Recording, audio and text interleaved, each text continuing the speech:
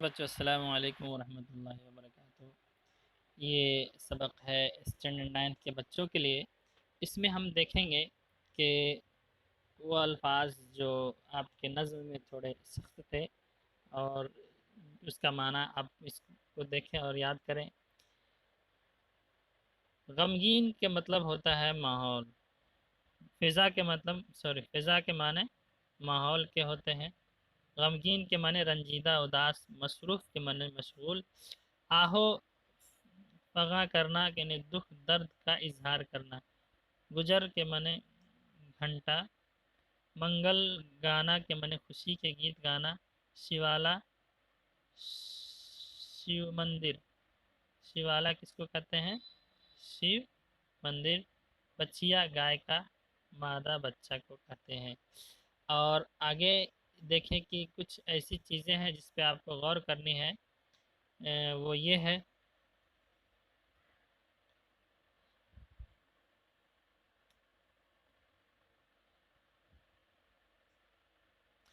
غور کیجئے نظم میں لفظ جبھی کا استعمال کیا گیا ہے۔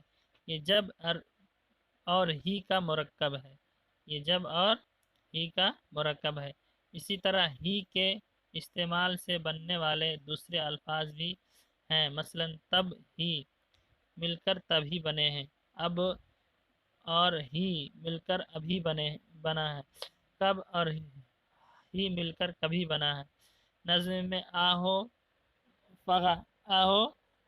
فغا کی ترکیب بھی آئی ہے۔ اس میں دو الفاظ اور فغا اور فغا کو ملانے کے لیے واو کا استعمال کیا گیا ہے۔ یہاں واو کے معنی اور کے ہیں اور قواعد میں اس واو کو حروف عطف کہتے ہیں۔ جب آپ کو نیچے میں اس کی مثالی دی جائے گی۔ اب اس طریقے سے آپ دوسرے الفاظ بھی بنا سکتے ہیں کہ کبھی جبھی تبھی ابھی سبھی، آپ اس کے علاوہ بھی اس کو استعمال کر سکتے ہیں۔ اب اس کے سوال اور جواب دیکھیں۔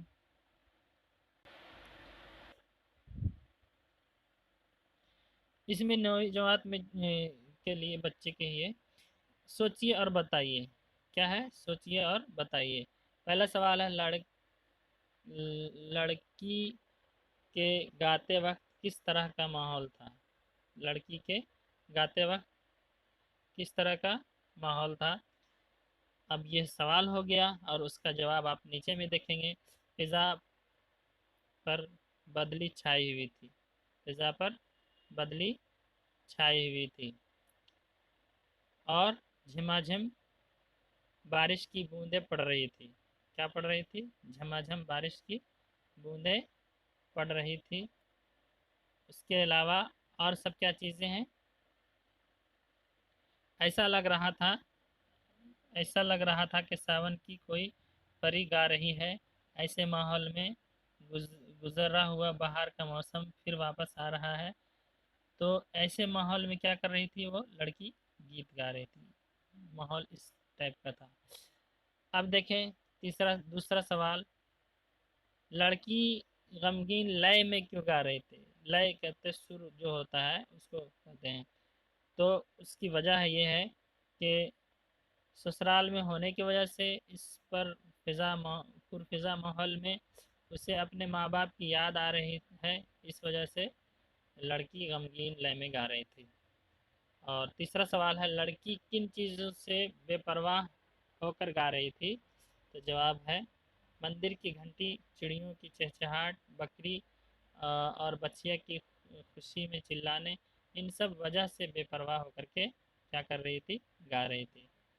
اب عملی کام اس میں لکھا ہوا ہے کہ واو دو حرف کو بیچ میں واو لگا کر کے حرف عطف کو استعمال کر کے جو لفظ بناتے ہیں، تو اس کی مثال دو دی گئی ہے۔ صبح الگ ہے اور شام الگ ہے، عروج الگ ہے اور زوال الگ ہے۔